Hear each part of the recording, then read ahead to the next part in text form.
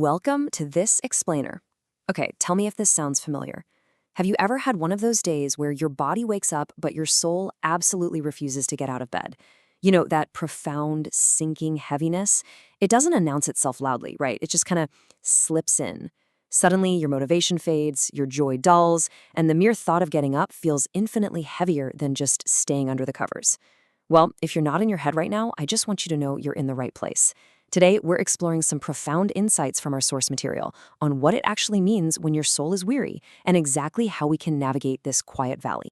So let me ask you directly, does it trouble you that even after a full, solid 8 hours of sleep, the invisible weight just remains?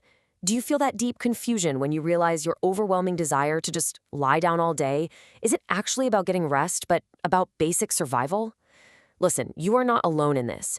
And the absolutely crucial point here is this isn't laziness. It's not a personal failure, and it's definitely not a lack of discipline. Something much, much deeper is trying to communicate with you. Your soul is speaking, and it is begging you to listen.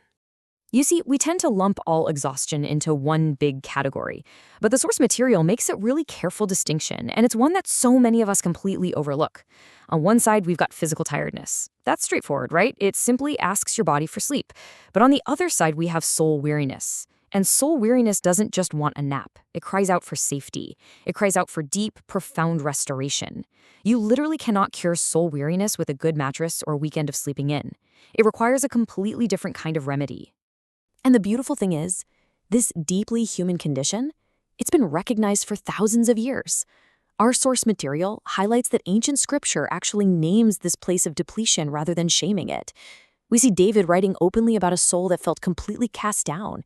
We see Jeremiah speaking of bones that felt physically weary from carrying the weight of sorrow.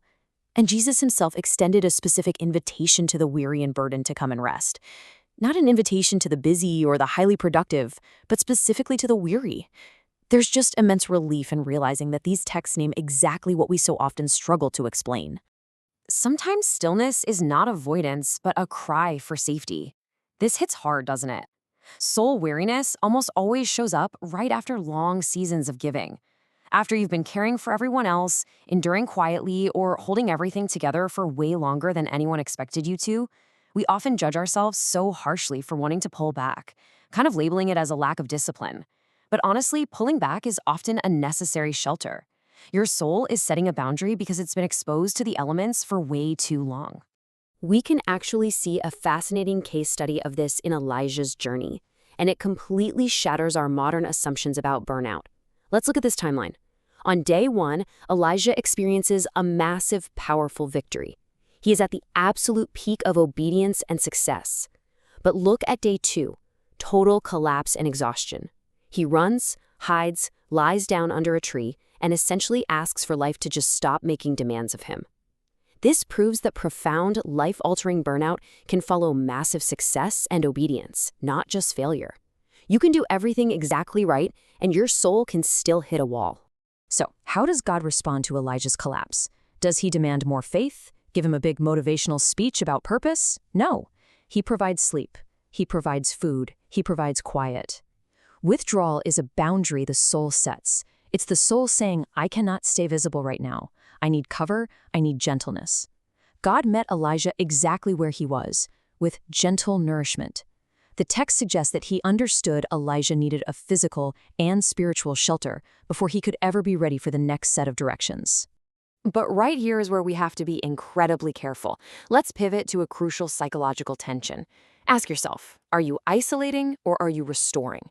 Because while not all lying down heals, some stillness restores your life, sure, but some stillness isolates you and traps you.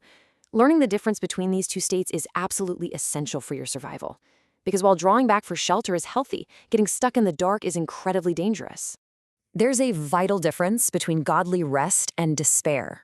At first glance, they look totally identical from the outside. Both of them slow you down, both quiet your energy. But godly rest is an open posture. It makes space for relational connection, for healing, for God's presence. Despair, on the other hand, is a closed posture. It pulls entirely inward. It closes doors, avoids the light, and convinces you that you are utterly alone and that staying perfectly still is somehow safer than having hope. Despair commands you stay here. Don't move. No one can help you. But godly rest invites you, stay with me. It's relational. Even when Elijah was hiding, God eventually invited him back into conversation, not with some loud, demanding command, but with a gentle whisper. According to this framework, God never encourages endless isolation. He nourishes us, yes, absolutely, but then he gently invites us back into the light of connection. Now, what happens if we refuse to listen? What if we just kind of keep pushing? We really have to look at the heavy cost of ignoring the soul's warning signals. When the soul is unheard, it doesn't just magically heal on its own. It doesn't just bounce back. Instead, it grows quieter, it grows heavier, it becomes more withdrawn. Forcing movement and relying on sheer willpower before safety returns to your soul is a really, really dangerous game. If you try to fix soul weariness with just more productivity or more discipline, the stakes escalate so fast. The warning sign of exhaustion transforms into severe burnout. The quiet whisper of despair morphs into total hopelessness. And the silence of your soul, it becomes a deafening numbness. Pushing through doesn't make you stronger. It actually turns a quiet, manageable warning into a blinding, paralyzing crisis where you completely lose clarity and hope. The source material points to the Israelites as the ultimate case study of this. Take the 40-year desert lesson. They didn't wander in the desert simply because they were disobedient. They wandered because they flat out ignored the divine rhythms of rest that were set for them.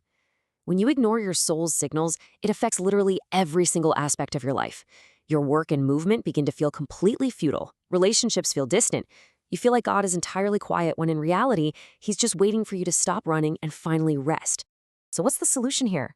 Well, God slows people down before he strengthens them. I really want to reassure you right now, if you feel like your life has been forced into a grinding halt, it is not a delay, it is not a punishment, it is divine preparation.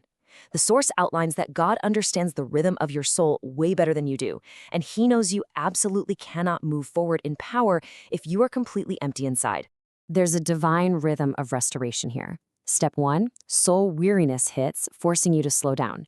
Step 2, you intentionally retreat, not to hide, mind you, but for spiritual renewal and absolute safety.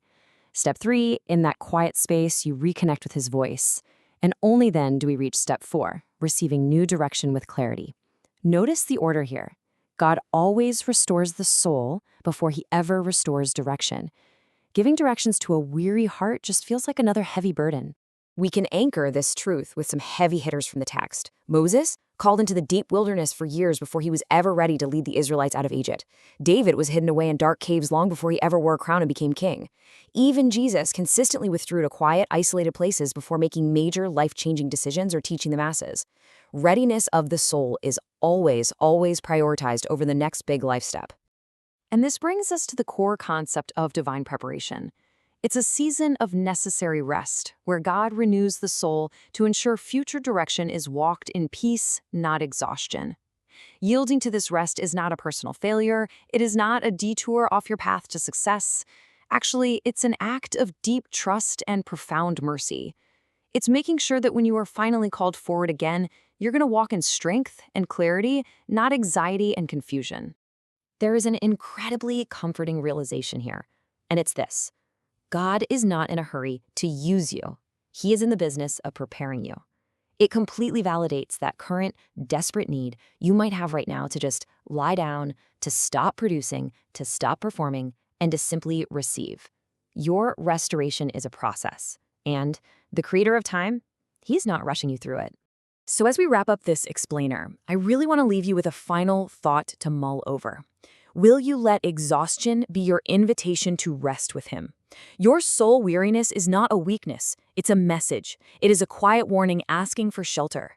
So please, don't rush through the exhaustion. Don't push past the numbness. Will you finally heed your soul's quiet warning and allow yourself to be deeply, truly restored? Thank you so much for exploring this with me today, and I highly encourage you to take that first step toward real rest.